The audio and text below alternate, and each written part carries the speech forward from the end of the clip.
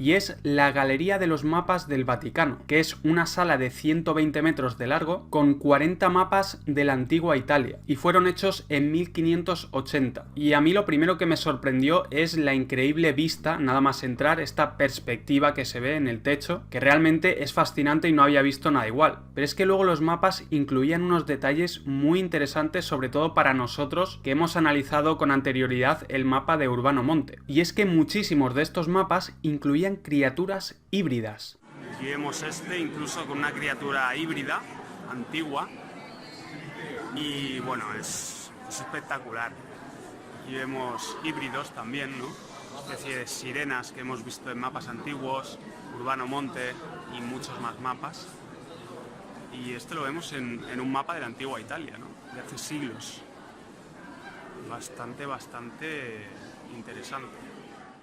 Y digo que estos mapas están ocultos porque, aunque estén a plena vista en este museo, la gente no se paraba a mirar este tipo de detalles. Simplemente veían que los mapas eran bonitos, eran curiosos, pero nadie se paraba a mirar estos híbridos, estos monstruos que estaban en la mayoría de estos mapas. Y esto me resulta interesante porque lo vimos también, como digo, en el mapa de Urbano Monte, que muestra detalles increíbles como gigantes, seres mitológicos como grifos, sirenas, etc. Y buscando información sobre el tema, vi que las sirenas están muy relacionadas con Italia. Su origen está relacionado con varias islas en Italia. Al parecer, el primer testimonio escrito que se tiene de las sirenas es su mención en la Odisea de Homero, aunque ya figuraban en representaciones artísticas de una antigüedad mucho mayor. Y es curioso porque en cuanto a la desaparición de las sirenas, que evidentemente ya no figuran en los mapas modernos, hay una variante que incluye el cadáver de una de estas sirenas llamada Parténope, y se dice que fue arrastrado por las olas hasta tierra firme y en torno a su sepulcro se fundó la actual ciudad de Nápoles. Y luego, según los poetas romanos Virgilio y Ovidio, las sirenas vivían en los Sirenum Scopuli o escollos de las sirenas, 3 pequeñas islas rocosas. A menudo se han situado en el mar Tirreno, frente a las costas del suroeste de Italia. De hecho, aquí entra en escena un monstruo que aparecía también en la mitología griega llamado Escila, que fue una sirena, un monstruo marino, un híbrido, que aparece incluso también en cerámicas del 450 a.C.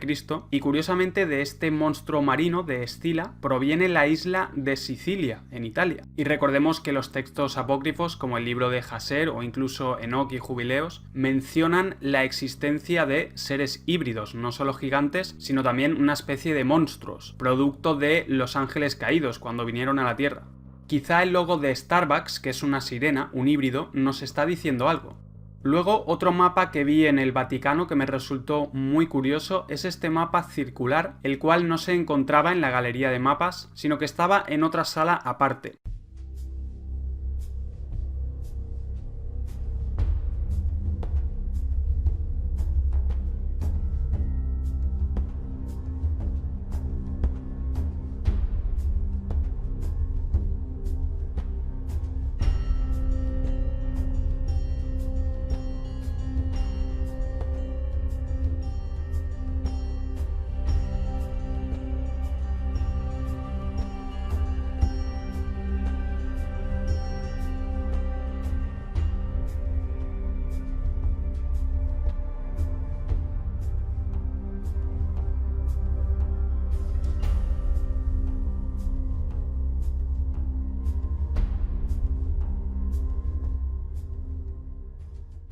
Y aquí de nuevo había seres híbridos. Aquí vemos un grifo que también aparece en el mapa de Urbano Monte. Y luego me llamó la atención esta especie de demonios o de diablos, unos seres con cuerpo de hombre, pero la cabeza evidentemente no es humana. Es como si fueran una especie de demonios. Y esto me recordó a una parte del mapa de Urbano Monte que no analicé en mi vídeo, pero que es sin duda muy interesante. Aquí en la parte del desierto de Lop Nor, justo debajo del mar Tártaro, vemos que hay una zona en este desierto donde están estos espíritus malignos que se parecen a los del mapa que acabo de mostrar del Vaticano. Y si ponemos el texto que está en italiano en el traductor, nos sale lo siguiente: en estos desiertos hay espíritus y engañan a los viajeros. Estos espíritus son peligrosos. Luego aquí abajo a la izquierda dibujan más espíritus de estos y añade que además les hacían perderse en estos desiertos. Es decir, que los viajeros se perdían y acababan muriendo. Y luego, investigando sobre este desierto de Lop Nor, que está en China, descubrí unas cosas muy interesantes. Resulta que este desierto de Lop Nor, también llamado Lop Nur, atrajo a muchos de los exploradores más grandes del mundo a finales del siglo XIX, ya que era una zona bastante desconocida y rodeada de misterios. Y en la descripción que ofrece Wikipedia hay unas frases muy interesantes que hablan sobre este desierto. Dicen que se trata de una extensión casi completamente horizontal. Luego dicen que el desierto de Lop es completamente llano, aunque tiene 3 zonas ligeramente más deprimidas. Y claro, este desierto tiene una superficie de 50.000 kilómetros cuadrados, y que lo describan como un desierto completamente llano, evidentemente no cuadra con la supuesta tierra bola de 40.000 kilómetros de circunferencia. No podría ser tanta superficie, tantos kilómetros cuadrados completamente llanos y horizontales. Luego hay algo muy interesante, y es que se descubrieron miles de momias en este desierto. Además, momias caucásicas, es decir, de gente caucásica, que vivía en este área en China hace aproximadamente 3.800 años. Además, se descubrió que estas momias estaban enterradas y todas estaban mirando hacia el este, como una especie de ritual. Es muy interesante también que este desierto fuera utilizado por el ejército chino para realizar pruebas nucleares. Luego puse este desierto en Google Earth, desierto de Lop Nur, y vemos aquí una formación artificial con una forma muy extraña, y justo al lado una especie de círculo que al hacer zoom vemos 3 aviones claramente identificables, y luego han puesto en CGI más aviones militares y jeeps militares, y al hacer clic nos lleva a un link, alguien que ha hecho estos modelos en 3D, y aquí en los hashtags pone militares misterio secreto, y si buscamos información sobre este desierto vamos a ver que todo lo que nos dicen es que está rodeado de misterio y de secretos, y sin embargo Urbano Monte hace siglos ya dibujó aquí un misterio en este desierto, estos espíritus malignos que hacían peligrar y hacían perderse a los viajeros que cruzaban por ahí.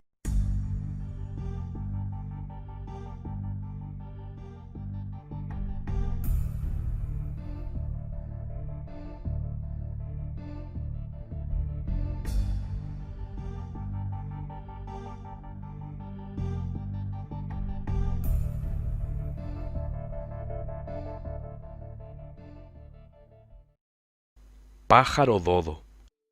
En la posición del número 7 nos encontramos con otra lamentable historia, y es sobre la extinción de una especie única, gracias nuevamente al actuar irracional e indolente de los seres humanos, y se trata nada más que del dodo, que con el tiempo pasó a ser un símbolo de lo que significa el daño que la humanidad puede hacer a las especies animales con quien comparte este mundo. El dodo era un ave no voladora que habitó única y exclusivamente en las islas Mauricio al este de Madagascar. No hay ninguna especie semejante, ni la habrá en ninguna otra parte del mundo, como lo fue este animal, que aproximadamente medía 1 metro de altura y poseía un singular aspecto parecido a los pavos. El dodo no podía volar, y menos le temía al hombre y a otros depredadores. Es una de las características que se transformó en su perdición. La incursión allá por el año 1500 de nuestra era de viajeros y comerciantes portugueses y españoles trajeron toda clase de animales ajenos a las Islas Mauricio, perros, ratas, cabras y gatos, sumándose a las enfermedades que estos animales traían. Fueron destruyendo el hábitat por completo de esta ave tan particular, sin olvidar que a veces era cazado hasta por diversión al ser un animal, como dijimos, que no temía al hombre. Ya en el año 1690, el dodo, así como su pariente y vecino el solitario Rodríguez, fueron declarados completamente extintos. Hace pocas décadas y hasta la fecha, de manera débil pero constante, se ha buscado mantener la esperanza y las acciones de poder clonar a un dodo extrayendo el ADN de restos de huesos hallados de este animal en las Islas Mauricio o que ya yacen en museos hace cientos de años. Pero aún se cree que se está lejos de poder tener resultados concretos. El dodo, que ha sido un animal de inspiración para libros de literatura universal como Alicia en el País de las Maravillas y el famoso Yo-Yo Dodo de Looney Tunes, es aún hoy un potente símbolo de alerta de lo que la humanidad es capaz de hacerle a la naturaleza de manera irreversible.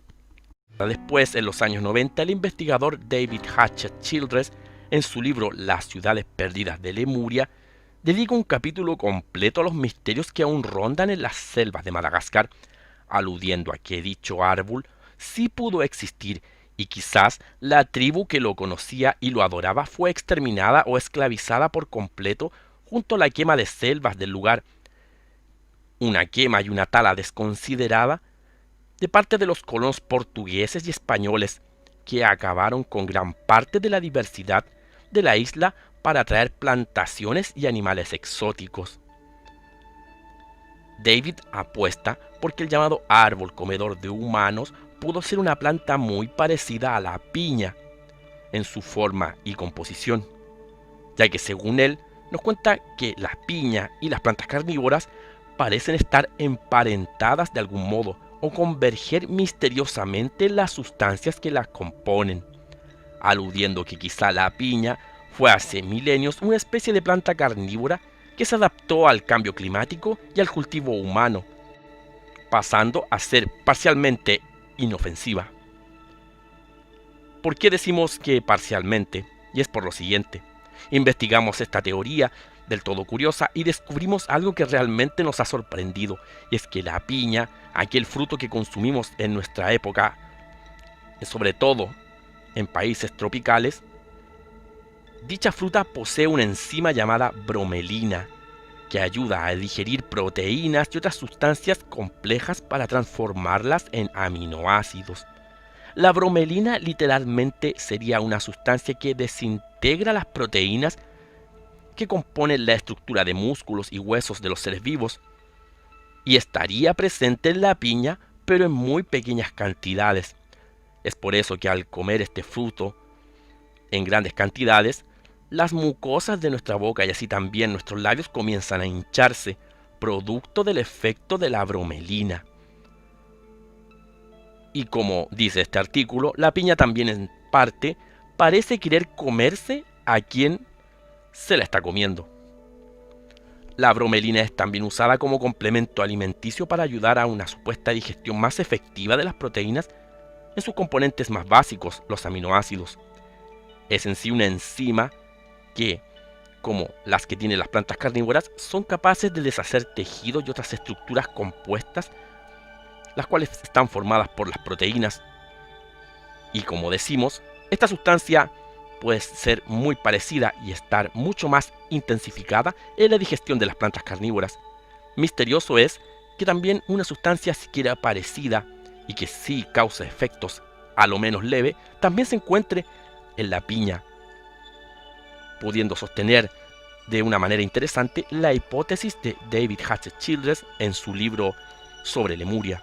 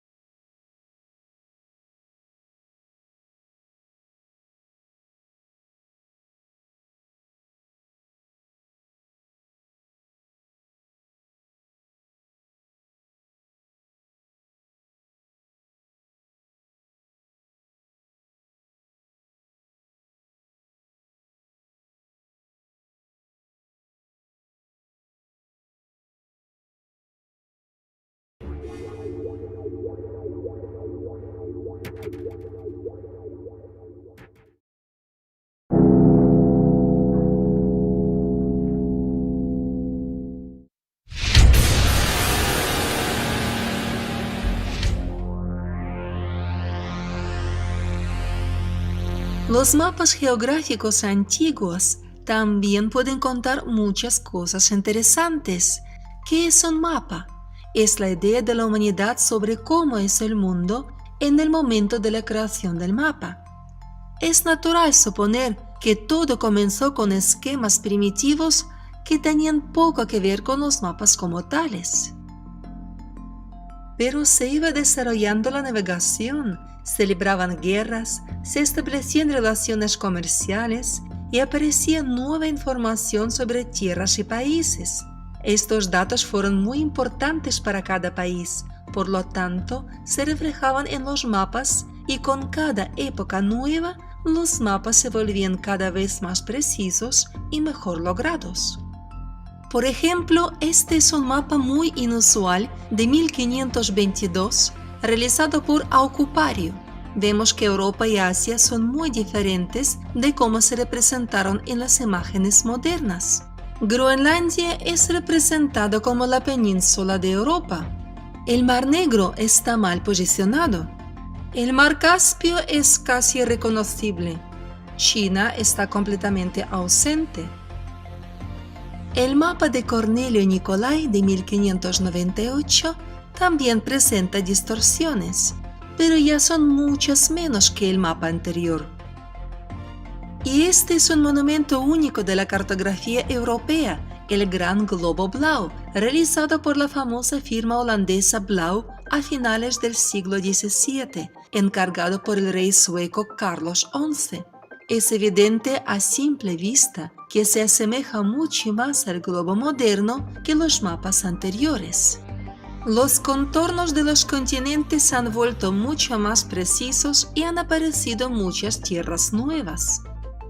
En este ejemplo se ve claramente que en cada nuevo mapa posterior, la cantidad de información geográfica errónea iba disminuyendo y la cantidad de información geográfica correcta iba aumentando.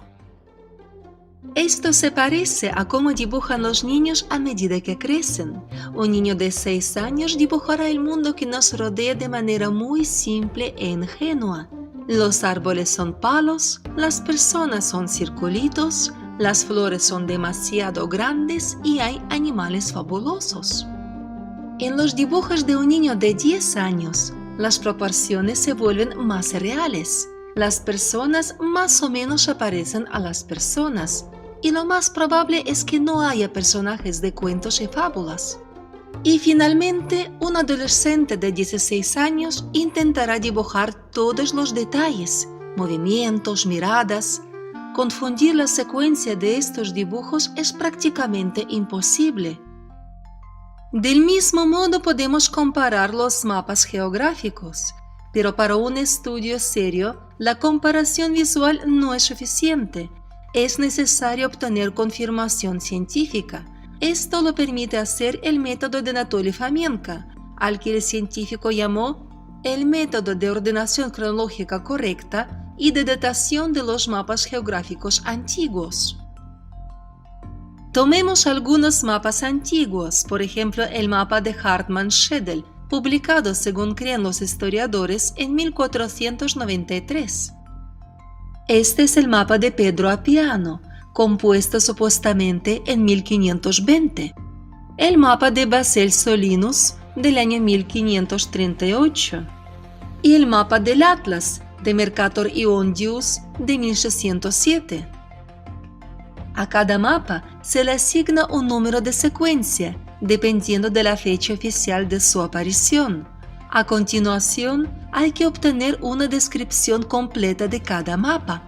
Para este propósito, se crea una tabla en la que se introduce toda la información sobre el mapa, si es el mapa de la Tierra plana o del globo terráqueo, si es mundial o regional. La tabla debe incluir la ubicación de los polos, del ecuador y de las zonas climáticas, la descripción de los mares, de los países, etc. Esta tabla de características geográficas Anatoly Fomenko llamó el código de mapa, Kartkod en ruso. De hecho, es un modelo formalizado del mapa. Las mismas tablas se componen para el resto de los mapas elegidos para la comparación. Ahora, la información recopilada nos permite construir un gráfico. Marquemos en la línea horizontal el número ordinal del mapa y en la vertical el número de características incorrectas del mapa. Supongamos que son 24. Con cada nuevo mapa, las características incorrectas, es decir, las que no corresponden con la geografía real, disminuirán gradualmente y las correctas, por ejemplo, un estrecho o los contornos exactos de una costa, permanecerán. Por lo tanto, el número total de rasgos incorrectos disminuirá y aparecerá una curva descendente en el gráfico. Luego aplicamos el mismo método a los mapas de la Antigüedad y de la Baja Edad Media y descubrimos que las dataciones resultantes no concordaban en absoluto con las tablas modernas. Así que el famoso mapa de Ptolomeo, que supuestamente era un mapa antiguo del siglo II de nuestra era, se movió a los siglos XV o XVI, es decir, se desplazó hacia arriba en eje del tiempo al menos 1000 años. Luego, los mapas de Hesíodo y Euclides también resultaron no ser de los siglos V y III antes de nuestra era, sino de los siglos medievales XII y XIII de nuestra era. Y el famoso mapa antiguo del Imperio Romano de Konrad Peutinger también se movió a lo largo del eje del tiempo hasta el siglo XV. Este es el famoso mapa de Hans Rust de 1480. Se ve claramente que esto no es ni siquiera un mapa, sino simplemente un hermoso dibujo. En principio, esto corresponde al desarrollo de la cartografía en el siglo XV. Ahora vamos a tomar uno de los llamados mapas de Ptolomeo para la comparación. La controversia se hace evidente. El mapa, que supuestamente es del siglo II de nuestra era, en realidad corresponde al conocimiento de la geografía que se tenía en la época de Colón. ¿Cómo puede ser que en la antigüedad la humanidad creara mapas pictóricos detallados de un nivel bastante alto y luego de repente perdiera todos los conocimientos y habilidades y volviera a los esquemas primitivos? Según la historia oficial, la humanidad no sufrió ninguna catástrofe global, así que su desarrollo no se detuvo y las nuevas generaciones no tuvieron que redescubrir el mundo desde el principio a partir de una hoja en blanco. ¿De dónde provienen entonces esos mapas antiguos tan realistas? ¿De qué época son en realidad? Los propios historiadores no pueden explicar esta paradoja del desarrollo de la cartografía, pero la explicación está dada por el método de ordenación cronológica correcta y de datación de los mapas geográficos antiguos de Famenka. Es precisamente este método el que ayuda a calcular la secuencia de aparición de los mapas antiguos de Ptolomeo. En ningún caso pudieron haber sido creados antes de los siglos XV o XVI. Y esto significa que en la cronología tradicional no solo se ha cometido una negligencia, sino que los errores ascienden a cientos e incluso 1000 años. Es poco creíble que un niño pequeño que acaba de aprender a sostener un lápiz en su mano pueda dibujar un retrato vívido y preciso de una persona y luego, en lugar de crear nuevas imágenes, comienza de repente a hacer dibujos primitivos. Lo más probable es que los dibujos infantiles estén mezclados. Y esta es la única explicación.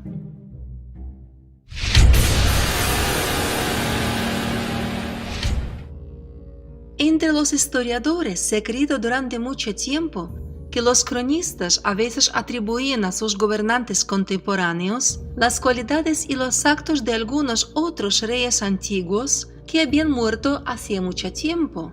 La historia tradicional nos asegura que esta afición tan extraña de los cronistas por los tiempos antiguos estaba muy extendida. Debido a esto, en la historia aparecieron muchas biografías de los antiguos gobernantes que eran bastante similares. Para identificar tales repeticiones, no es suficiente estudiar un gran número de biografías históricas. La información recibida debe ser sistematizada de alguna manera. Para esto, Anatoly Fomenko desarrolló una tabla a la que llamó el código encuesta, Anket Kod en ruso. Por medio de esta encuesta se puede registrar cualquier información de las crónicas y luego examinarla independientemente de las evaluaciones subjetivas de los cronistas. El código encuesta consta de 34 puntos y contiene información detallada sobre el gobernante, su género, su longevidad, el periodo de su gobierno, su posición, emperador, comandante, líder religioso, la causa de la muerte del gobernante, los desastres naturales, los fenómenos astronómicos, las guerras, las conspiraciones y otros acontecimientos que sucedieron durante su reinado. Anatoly Fomenko hizo un trabajo grandioso. Compiló código encuestas de varios cientos de los gobernantes antiguos más destacados, y ahora es suficiente tomar un código encuesta y compararlo con otro. Es muy importante que con ayuda de este método se pueden comparar no solo biografías de crónicas individuales, sino también dinastías enteras de gobernantes. Vamos a elegir 2 dinastías para la comparación. De cada dinastía seleccionaremos, por ejemplo, 20 códigos encuestas de los reyes que gobernaron sucesivamente, es decir, uno tras otro. A esta secuencia Fomenko la llamó el flujo de códigos encuestas. Primero se comparan los códigos encuestas del primer gobernante de una dinastía y el primer gobernante de otra dinastía. Luego se comparan los códigos encuestas del siguiente gobernante de la primera dinastía y del siguiente gobernante de la segunda dinastía, y así sucesivamente. En tal comparación, es importante saber que si tan solo 2 biografías comparadas resultan ser similares, esto aún no significa nada. Biografías similares hay muchas en la historia. Por tanto, no se deben sacar conclusiones cronológicas de estos datos. Para calcular hasta qué punto se asemejan las 2 dinastías, Anatoly Fomenko desarrolló un coeficiente específico. Se utiliza para comparar cada par de códigos encuestas. Para mayor claridad de comparación, el flujo de códigos encuestas se puede representar gráficamente. Marquemos en la línea horizontal el número ordinal de cada gobernante elegido de la primera dinastía y verticalmente el tiempo de su reinado en años. Fomenko llama esto el perfil de dinastía. Tal perfil puede construirse para cualquier familia gobernante y se le atribuirá solo a ella. Por este perfil siempre se le podrá identificar. Construimos un gráfico similar para la segunda dinastía. Ahora se pueden comparar los gráficos resultantes. Si los perfiles de 2 dinastías difieren poco entre sí, entonces representan la misma dinastía real. Este método de Fomenko se basa en el principio de pequeñas distorsiones. El matemático calculó que los cronistas, aunque estaban equivocados en la duración del reinado de los reyes, no se equivocaban demasiado. En consecuencia, los perfiles obtenidos basándose en las crónicas pueden considerarse bastante individuales. Desde el nacimiento, cada persona tiene características que la distinguen de todas las demás personas en la Tierra. La distinguen no solo de sus contemporáneos, sino también de aquellos que vivieron antes o vivirán después. ¿Cómo podemos determinar si es la misma persona la que se muestra en las imágenes o son personas completamente diferentes? Los nombres son diferentes, las biografías son diferentes, los documentos también son diferentes. Existe la similitud externa, pero te puedes cambiar la apariencia, teñirte el cabello, pegarte un bigote o una barba e incluso hacerte cirugía plástica por fin. Pero es imposible cambiar el ADN y las huellas dactilares. Son individuales y únicos. Por lo tanto, si tenemos una base de datos suficiente, siempre podemos averiguar quién es la persona que está detrás de la nueva apariencia y del nuevo nombre. El perfil de las dinastías calculado por los matemáticos es lo mismo que las huellas dactilares o el ADN humano. Y si de repente en algún documento histórico se encuentran dinastías nuevas, supuestamente desconocidas, solo hace falta crear su perfil y compararlo con los perfiles de la base de datos. Este gráfico muestra los perfiles de las dos dinastías gobernantes. El antiguo reino judaico del siglo VI hasta el siglo I antes de nuestra era y el imperio romano oriental del siglo IV al siglo VII de nuestra era. Y estos son los perfiles de las dinastías gobernantes del Sacro Imperio Romano Medieval del siglo X hasta el siglo XIII y el imperio medieval de los Habsburgo del siglo XIII hasta el siglo XVII. Si ubicamos sus perfiles en diferentes lados del eje, veremos que son casi simétricos. ¿Qué es lo que pasa? ¿Resulta que ambas pertenecen a la misma dinastía? Se debe verificar la similitud visual. Para ello calculamos la probabilidad de coincidencia de estos pares de dinastías. Resulta que es extremadamente pequeña. Hay aproximadamente una posibilidad entre los 100.000 millones de que en diferentes tiempos, en diferentes países, vivieran dos dinastías de los reyes tan parecidas entre sí como dos gotas de agua. No obstante, en la historia oficial encontramos muchos de estos gemelos. Se han descubierto parejas de dinastías que hoy en día se consideran completamente diferentes y que supuestamente gobernaron en diferentes países y en diferentes épocas. Por ejemplo, una dinastía gobernó en la antigua Roma y otra que gobernó en la Europa medieval. Pero sin embargo, nuestro método mostró inesperadamente que los gráficos de estas dinastías son sorprendentemente similares, prácticamente idénticos. Llamamos a tales pares duplicados, fantasmas, y descubrimos unas cuantas decenas de tales dinastías duplicadas. Es así como este método demostró que algunas dinastías gobernantes fueron simplemente multiplicadas en la historia, multiplicadas exclusivamente sobre el papel. ¿Cómo pudo pasar esto? Probablemente por dos razones. En primer lugar, los errores pudieron ocurrir debido a la falta de reflexión o debido al desarrollo deficiente de la ciencia de aquellos tiempos. Por ejemplo, los documentos antiguos describían la misma dinastía, pero los intérpretes de los textos decidieron que se trataba de gobernantes completamente diferentes, por lo que les dieron nuevos nombres y los transfirieron no solo a otros países, sino además a otras épocas.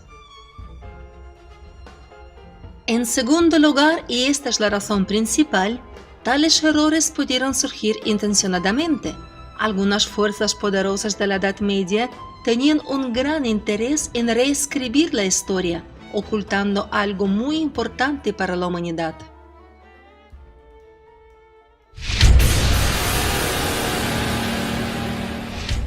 Los duplicados de las dinastías de los gobernantes descubiertos nos llevan a nuevas reflexiones. Probablemente no todas las crónicas que nos han llegado exponen los eventos exactamente en aquel orden cronológico en el que realmente sucedieron. El cronista describe los eventos, necesariamente menciona a los reyes y personas significativas de su época. Lo que más le interesa son sus caracteres y sus acciones. Para el cronista es muy importante que nada se mezcle ni se desordene, y para ello él trata de describir a sus personajes con la mayor precisión posible. Cada persona es un nombre propio individual, por tanto, los nombres de los personajes históricos constituyen el mejor punto de referencia al analizar textos. El diario personal de una persona puede contar mucho sobre su dueño. Aquí, por ejemplo, vemos los escritos de un niño llamado Pedrito. Estudió en el colegio y era amigo de Juan y María. Los nombres de Juan y María se encuentran prácticamente en cada página, pero poco a poco los va mencionando cada vez menos y se entiende por qué. Pedro ha crecido y se ha matriculado en la universidad. Ahora tiene una vida diferente y nuevos amigos. Con Juan y María se relaciona cada vez menos y hacia el final del cuaderno sus nombres desaparecen por completo. Esto también es comprensible. Pedro se graduó y comenzó a trabajar. Tiene ya una familia y apenas se acuerda de sus amigos del colegio. La misma lógica es aplicable para las crónicas. Cada nueva generación da nacimiento a nuevos héroes. Por lo tanto, el cronista, al pasar de la descripción de una generación a la otra, cambia a los personajes de la narración. Este principio simple fue útil para crear un método nuevo de datación. Para comprobar si una crónica refleja correctamente el orden cronológico de los eventos, se ha elaborado un gráfico específico. Marcamos en la línea horizontal el orden secuencial de las partes del texto. Verticalmente anotamos el número de todos los mensajes sobre todas las personalidades históricas mencionadas por primera vez en alguna parte de la crónica. Si los eventos se describen en el orden cronológico correcto, la curva en el gráfico decaerá y tendrá este aspecto. Este mismo gráfico puede construirse para cada parte de la crónica y para cada personaje allí mencionado. Anatoly Fomenko llamó este principio el principio de atenuación de las frecuencias, y el método basado en este principio lo llamó el método de ordenación de los textos cronológicos en el tiempo. Probado repetidamente en documentos históricos desde el siglo XVII hasta el siglo XX, este método confirmó la veracidad de estas fuentes en su totalidad, lo que quiere decir que la cronología de estos siglos es tal y como todos la conocemos.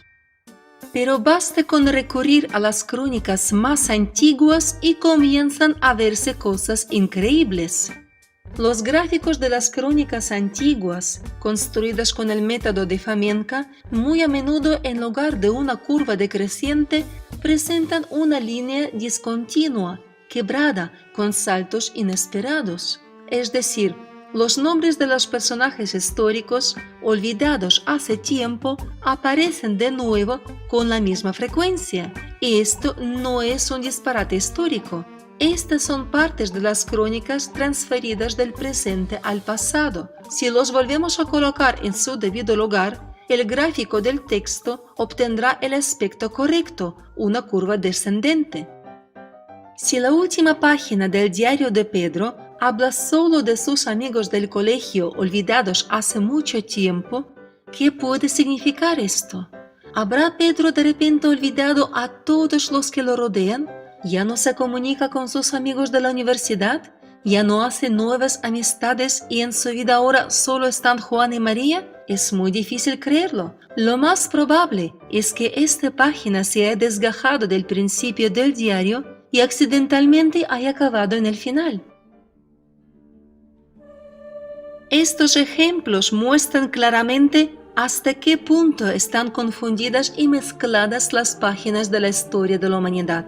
La cronología de la historia no solo es errónea en algún punto determinado, sino que tras la exhaustiva investigación resulta que la cronología actual requiere una revisión completa y cuidadosa. ¿Qué se debe hacer para ver las contradicciones de la versión histórica generalmente aceptada? Quizás hace falta componer un mapa cronológico global de toda la historia tradicional. A primera vista esto parece imposible, pero sin embargo esta tarea resultó ser factible y pudo realizarse por Fomenko y Nosovsky.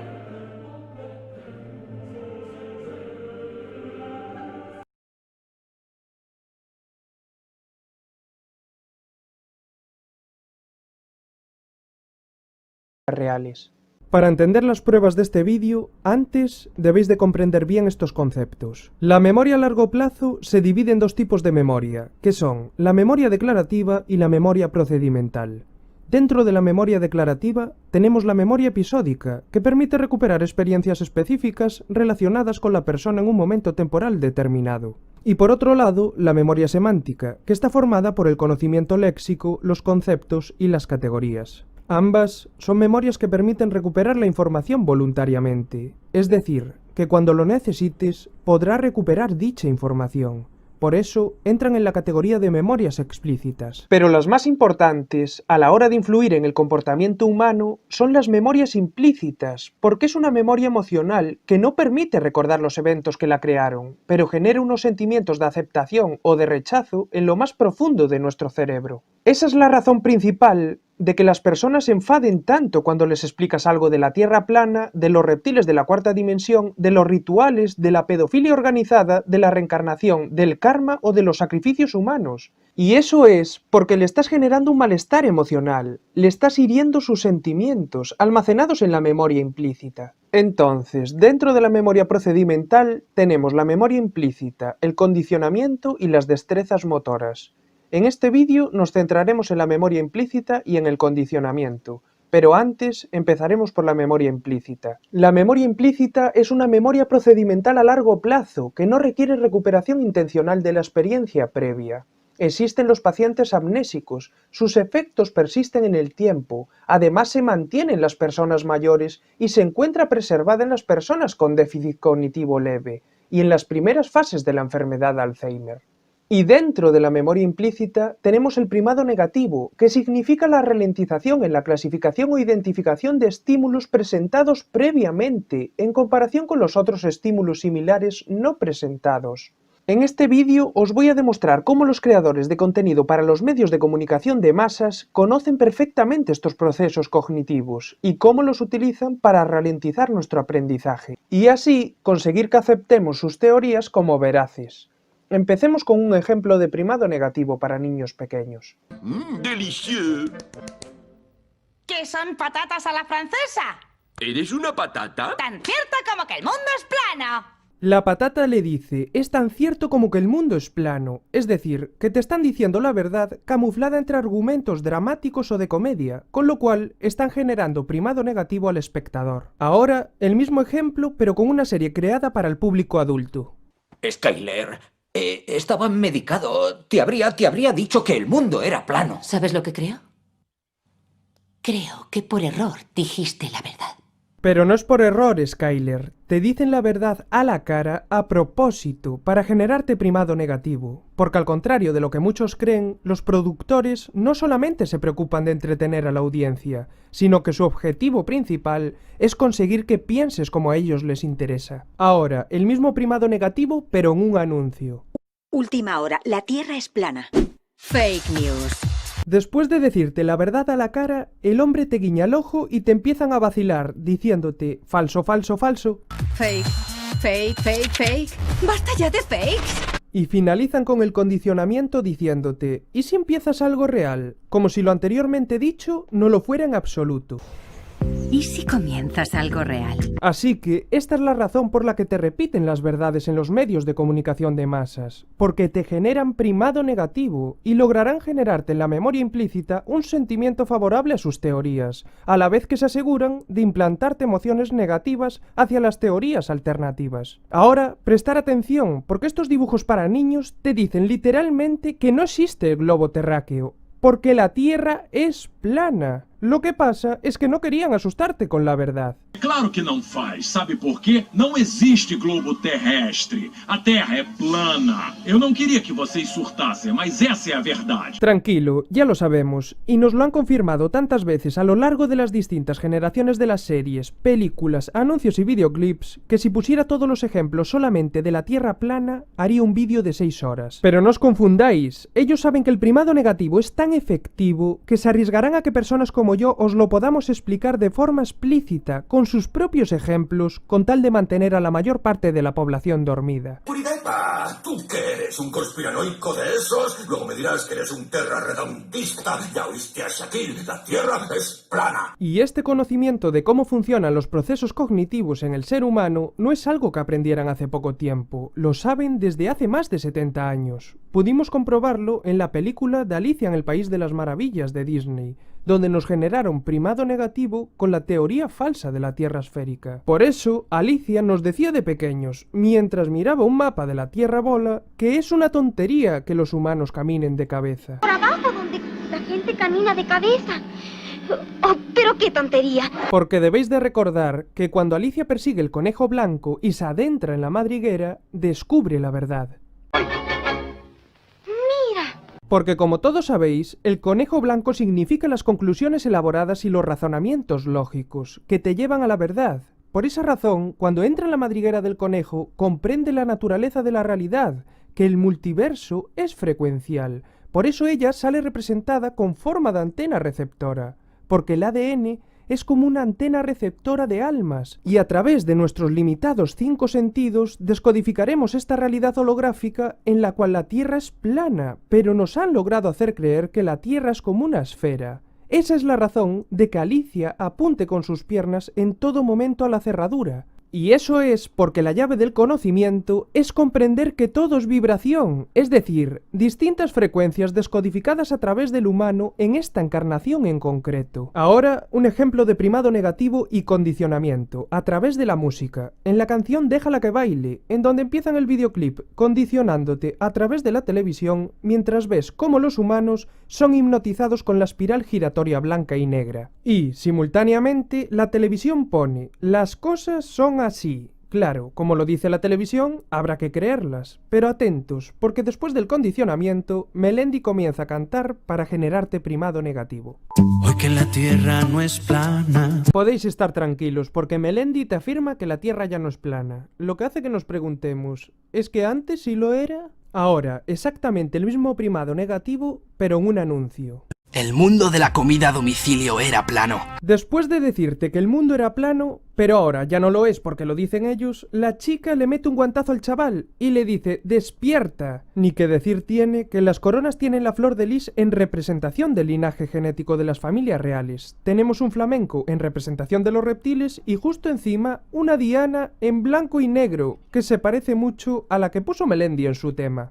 Despierta que... Y que te repitan lo mismo una y otra vez no es ninguna casualidad. Ellos saben perfectamente cómo condicionarnos. Y esto ya lo demostró Asch en 1951, cuando diseñó el paradigma experimental en el que demostró que la influencia de lo que opine la mayoría en el individuo es determinante. Porque mientras que apenas observaban un 0,68% de respuestas erróneas en el individuo tomando decisiones en solitario, cuando se le pagaba a unos actores para que contestaran de forma errónea la respuesta, el individuo contestaba erróneamente el 74% de las veces. Y esto se debe a la influencia del grupo en el individuo, lo que se conoce en psicología como conformismo. Por esa razón los Illuminati se preocupan tanto de los índices de audiencia, porque saben que cuantas más personas apoyen su versión de los hechos, mayor probabilidad de que se crean esa versión todas las demás. Ahora vamos a ver unos ejemplos de primado negativo en lo que se refiere a la importancia de los índices de audiencia. ¿Cómo va el transbordador espacial? No lo sé, todo esto solo sirve para medir los índices de audiencia.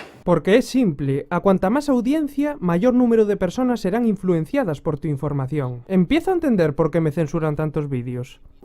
Señor, tenemos un grave problema con esta misión. El índice de audiencia es el más bajo de la historia.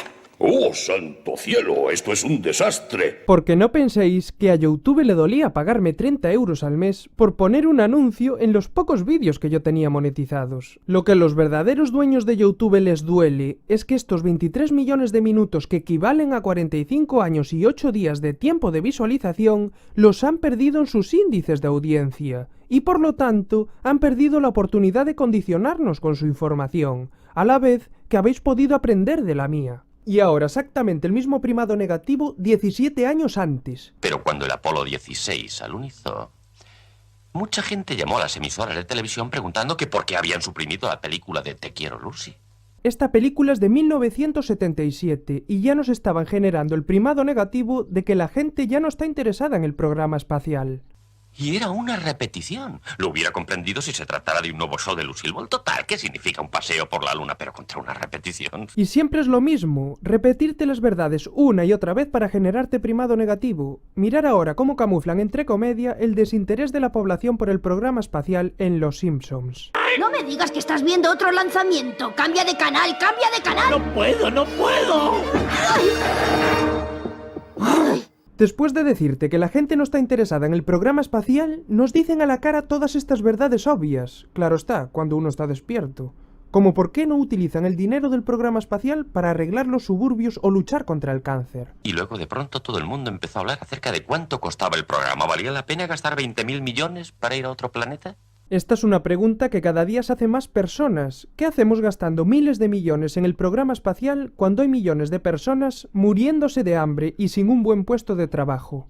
¿Por qué no se lo gastan en luchar contra el cáncer o en arreglar los suburbios? Por todos los santos, ¿cuánto cuesta un sueño? Y acaba de decirte la verdad camuflada con un argumento dramático para generarte primado negativo, porque te lo dice literalmente. ¿Cuánto cuesta un sueño? Porque es lo que es. Un sueño implantado en nuestras mentes a través de la televisión. Por esa razón, en la portada de la película El primer hombre te ponen el cohete despegando justo en la sien del humano, porque el único lugar donde esos cohetes viajan al espacio es en tu mente. Fijaros cómo nos lo confirman otra vez en la película. Lo único que necesitamos son las emisiones reales para televisión durante el vuelo y el aterrizaje a Marte, nada más. Lo sabemos, continuemos con la manipulación cognitiva. Está bien, se acabó el discurso. Y ahora llegamos a lo que llaman el momento de la verdad. Y esa verdad es que le van a enseñar el plató donde van a rodar el viaje a Marte para luego emitirlo. ¿Es cosa mía o han utilizado el mismo primado negativo 37 años después en Los Simpsons? No es un cohete de verdad, es el exterior de un cohete. Te dicen que no es un cohete de verdad, que solamente es el exterior de un cohete. Algo lógico, dado que no van a gastar el dinero que nos roban en equiparlo cuando lo van a lanzar directamente al mar. Ahora atentos, porque esta serie para niños nos cuenta toda la verdad para generar el primado negativo en los más pequeños. Las cosas del espacio son un aburrimiento, son para críos y no son de verdad. La niña está despierta y aún no ha sido condicionada por la sociedad. Y te dice que las cosas del espacio no son de verdad. Pues bien, este capítulo trata solamente de cómo condicionan a la niña pequeña para convencerla de que existen los astronautas y los viajes espaciales a la Luna. El espacio existe realmente. Hay astronautas que van en cohetes a la Luna. Los padres, para convencerla, la llevan a un museo del espacio, en el cual unos conejos la convencerán de que los viajes a la Luna existen, pero como ya sabéis, los conejos le dirán unas cuantas verdades entre argumentos de comedia. Pero, ¿entonces de verdad vamos a ir a la Luna? No, Pepa, solo es un viaje simulado. Así que solo es un viaje simulado. Veamos qué dice el conejo ahora. Esto es de mentirijillas, ¿verdad? Así es, Pepa, es un viaje simulado. Vale, señor conejo, nos quedó claro que el viaje a la Luna es solo un viaje simulado. Y esto es algo que hemos podido comprobar en videoclips, películas y series. Nos han estado enseñando que el viaje a la Luna es una mentira, una y otra vez para generarnos primado negativo. Y lo hacen con diferentes producciones, para llegar a personas de diferentes edades. Pudimos ver, por ejemplo, en el videoclip de Rammstein, cómo el viaje a la Luna fue grabado en un plató con actores, para llegar a un público más adulto. Y, para un público más joven, crearon el videoclip de Hanson, en el cual pusieron a los niños clavando la bandera con un croma barato como los que utilizó la NASA. Pero, para los más pequeños, crearon la película Atrapa la bandera, donde no solamente te ponen cómo se grabó el viaje a la Luna, sino que también sale Stanley Kubrick rodándolo, cuando todos sabemos que fue el encargado de rodarlo en la época. Y esto es para generar un primado negativo mucho más profundo desde las edades más tempranas. ¡Echen a ese inútil inmediatamente! Por favor, un simio amaestrado lo haría mucho mejor. ¿Dónde he visto esto yo antes? Es la mejor idea desde que falsearon el aterrizaje en la Luna. ¡Buena, corten! Hasta utilizan las mismas excusas. ¡Ahí va! ¡Neil Armstrong! Un momento! ¡Usted estaba en la Luna! Acabo de verle en la tele. No, hay un retraso en las imágenes Y si te atreves a cuestionarlos... y los vientos solares...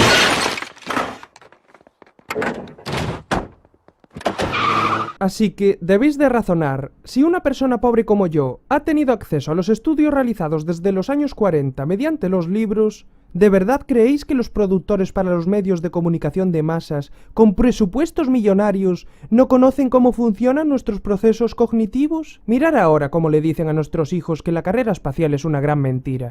Hoy el mundo entero sabrá que la carrera espacial solo fue una gran mentira. Y tenemos muchas pruebas que demuestran que es mentira, como las fotos de la máquina que utilizan para simular la ingravidez. Le llaman Argos y dicen que es para entrenar a los actornautas, pero con un buen croma sirve para crear los mismos efectos especiales que en las películas. Y lo hemos podido comprobar, cómo cuelgan a los actores para simular que hacen volteretas increíbles o que salen despedidos por un golpe. Eso sin contar los vídeos en los cuales los miembros de la NASA se agarran de los cables que los sujetan. Pero, como ya sabéis, todo aquello que sea real y quiere ocultarse, tendrá su correspondiente primado negativo, y lo pudimos comprobar con Britney cuando colgaba los actornautas de cadenas, mientras simultáneamente los grababan en el plató, exactamente lo mismo que hicieron en la película de Atrapa la bandera para los niños, y en el programa de entretenimiento del hormiguero, donde se colgaban de las cuerdas para echarse unas risas en el decorado que representa el falso alunizaje a la luna. Así que, ahora atentos, porque cuando le preguntan a la niña de qué están hechos los planetas, la niña le responde, están hechos de cartón, y el conejo se lo confirma. Sí, estas maquetas sí que están hechas de cartón. ¿Quién sabe de qué están hechos esos planetas? Están hechos de cartón. Estas maquetas sí son de cartón.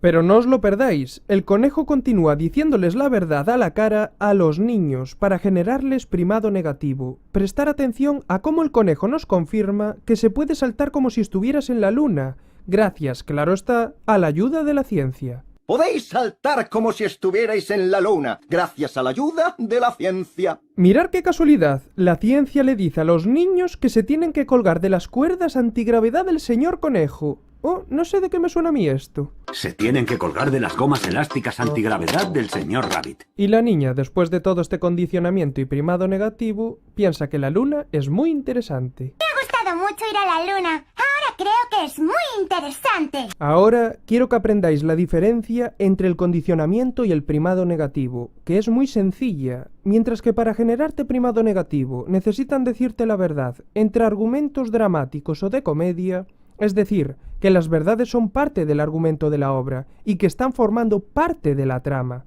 Para generarte el condicionamiento, en cambio, no es necesario que formen parte del argumento de la obra ni que se incorpora a la trama, porque funciona de forma subliminal, es decir, que el condicionamiento forma parte del decorado, dando por sentado la veracidad del mismo de forma implícita. Os pondré unos ejemplos que os ayudarán a entenderlo perfectamente. Mientras se desarrolla la trama, podemos ver cómo el cartel que está detrás del profesor Reptil pone «Di no a pensar», es decir, sin interferir en el argumento, te influyen de forma subliminal, con la información que les interesa que aceptes. Por eso se considera condicionamiento. Al igual que el otro cartel que está a la izquierda del profesor Reptil, que dice «Deja pensar siempre al experto», persuadiéndonos de forma subliminal de que creamos a los que el sistema califica de expertos, es decir, que esto también es condicionamiento. Ahora veamos el mismo ejemplo, pero en lugar de influir en nuestros procesos cognitivos mediante el condicionamiento, lo hacen mediante primado negativo.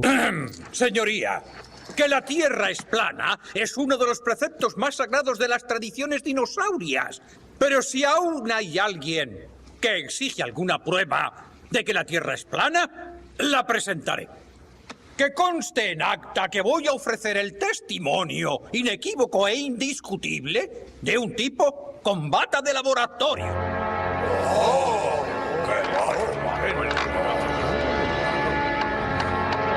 Así que habéis podido comprobar cómo se puede influir en los procesos psicológicos utilizando distintos métodos para convencerte sobre un mismo concepto. E incluso se pueden utilizar a la vez, porque mientras te estaban generando primado negativo con el diálogo, te condicionaban con los mismos carteles que en la otra escena. Si os fijáis, a la izquierda tenéis el que pone «Deja pensar siempre al experto» y a la derecha tenéis el otro, en el cual podemos leer «Di no a pensar». ¡Qué casualidad! Así que ahora voy a haceros un repaso de un día normal mío de cuando era pequeño, solamente poniendo atención en el proceso cognitivo de condicionamiento. Yo me levantaba de la cama y antes de ir al colegio miraba Oliver y Benji, en el cual el campo nos confirmaba en todos los capítulos la teoría de la Tierra esférica, generándonos condicionamiento, dado que cuando ellos avanzaban en el campo podíamos ver cómo la supuesta curvatura de la Tierra tapaba todo aquello que estaba a cierta distancia.